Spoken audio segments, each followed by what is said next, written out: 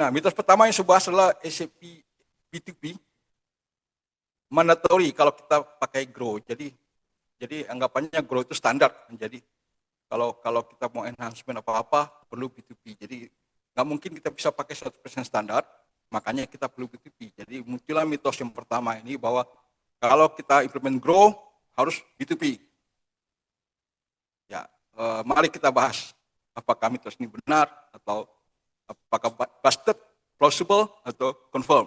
Ya kan kita coba bahas. Oke, next Pak. Oke, apa itu B2B? B2B tadi sudah disinggung sedikit sama Pak Alfian dan Pak Ali. B2B itu adalah singkatan dari Business Technology Platform. Dia adalah Platform as a Service atau PaaS. Kalau SAP-nya sendiri adalah SaaS, Service Software as a Service. Ya. Belepotan saya ngomongnya. Jadi bahasanya BTP itu menawarkan 5 jasa, 5 service ya, paket service-nya ada 5. Pertama ABAP Environment. ABAP ini adalah bahasa programmer untuk SAP, bagi yang belum tahu ya.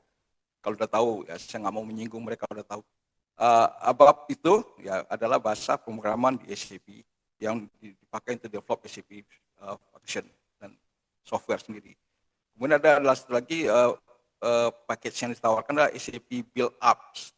Ini adalah low code, no code platform. Jadi kita bisa building, membuat suatu aplikasi tanpa perlu coding, atau codingnya seminimal mungkin. Jadi konsultan yang fungsional pun seharusnya bisa bekerja di build up sini.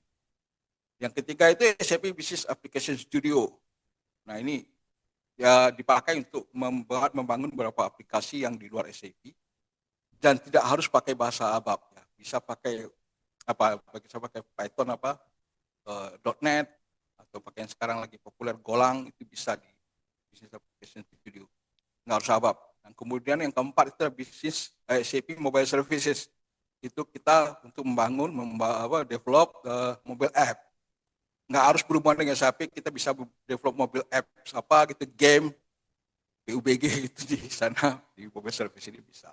Asal bayar aja kan.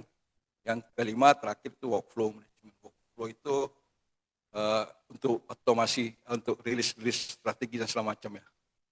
Approval berdasarkan otorisasi itu di workflow management. Nah, dari kelima service ini, apa yang kita bisa pakai di Grow? Coba next ke layar berikutnya. Nah, ini pengalaman kita di Grow, implementasi di beberapa company untuk Grow. Service yang pertama, ABAP Environment. Kita nggak perlu pakai, karena kita punya tools di SAP Grow yang namanya ABAP Cloud Development Tools, ADT, yang menggunakan software Eclipse. Okay. Basically kalau kita ambil dari SAP itu kan ada RISE ya, report, interface, apalagi conversion, enhancement, dan form. Untuk custom report, kita separuhnya tidak memerlukan BTP, karena kita bisa menggunakan ABAP Development Tools tadi. Custom form yang biasa dibangun di ABAP pakai smart form, kita menggunakan sekarang namanya Adobe Lifecycle Designer untuk membuat custom form. Enhancement yang berupa user exit, pricing formula, dan segala macam kita lakukan. Kalau di BTP dilakukan di SAP Build Up, tapi SAP Grow ini sudah punya tools yang namanya custom field dan custom logic. Kita manfaatkan aja itu sehingga tidak perlu menggunakan B2B. Terus di Eclipse itu ada namanya ABAP RESTful Application Programming, RAP. Nah itu kita bisa pakai untuk membangun yang namanya aplikasi-aplikasi kita baru yang kita inginkan yang tidak ada di standar SAP. Jadi tiga yang di atas itu kita punya substitusinya di SAP Grow. Walaupun mungkin tidak secanggih BTP, tapi at least kita punya substitusinya. Kemudian mobile service.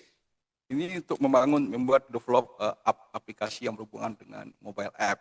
Nah ini kita belum pakai juga, karena SAP Grow itu runnya di running pakai Fiori, dan Fiori itu dibuka pakai web browser.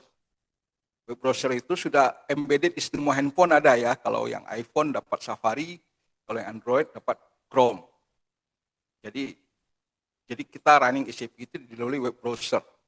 Nah, di web browser itu jadi tidak perlu ada khusus icon mobile service kita, mobile app kita tidak perlu ada. Jadi kita memanfaatkan saja yang ada di web browser. Nah, workflow SAP Grow itu punya 40 lebih standar flexible workflow. Jadi kita tidak perlu additional workflow yang kita bangun pakai B2B. 40 ini nggak semuanya kita pakai nih. Kita pakai paling 5 ya, paling buat rilis PRPO, terus rilis invoice yang keblok, rilis sales order, rilis quotation ya nggak banyak yang kita pakai ya. 40 ini kita pakai semua. 40 aja udah lebih dari cukup. Jadi kita nggak perlu tambahan workflow dari B2B. Oke, next Pak. Nah ini contohnya kita develop satu custom app tanpa menggunakan B2B. Kita pakai custom app baru, kita namakan Good Ship by Serial Number. Jadi basically ini tidak ada di SAP Grow Standard, tapi kita bangun sendiri aplikasinya. Jadi kita user hanya cukup scan serial number di kotak produknya langsung. Ini bisa jalan nggak videonya nih? Ini video ini, bisa diklik nggak videonya? Nggak bisa, Masya Allah. Merombat. Jadi ini videonya nih, ini ada video sebenarnya nanti ya. Itu bergerak, dari conveyor bergerak, lalu dekat ada di laptop itu sebenarnya SAP isinya, layarnya SAP, bergerak dan terus di-scan oleh SAP, masuk langsung jadi Postgres sheet. Jadi langsung bikin material dokumen Postgres sheet ya. Jadi langsung one to one diterima SAP. Makanya kita namakan app-nya Good Ship by Serial Number. Yang app itu tidak ada di SAP. Jadi bukan tidak ada di SAP standar, tapi kita develop sendiri menggunakan Eclipse ABAP EDT. Oke. Itu salah satu app yang cukup canggih kita buat. Canggih, saya mengatakan canggih. Dan itu customer-nya minta di extend sampai ke belakang, sampai ke raw material, consumption segala macam lagi. Kita pikirkan caranya bagaimana. Oke, next Pak. Terus, kok macet?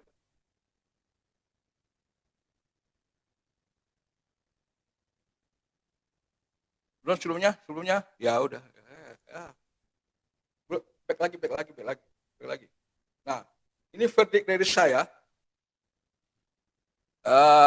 Kita kan tadi kita namanya Bitbuster, kita harus kasih stem apa plausible, busted atau grow atau confirm. Saya ada mitos yang pertama ini apakah BTP mandatory untuk grow, saya bilang plausible. Emang selalu juni pengalaman kita belum memakai B2B. Tapi who knows ya, kalau ada customer minta yang lebih kompleks, enhancement lebih kompleks, mungkin kita butuh B2B. Jadi saya tidak berani mengatakan busted, tidak berani pula mengatakan confirm. Jadi saya berada di antaranya, plausible aja lah. Plausible, mungkin ya, mungkin enggak.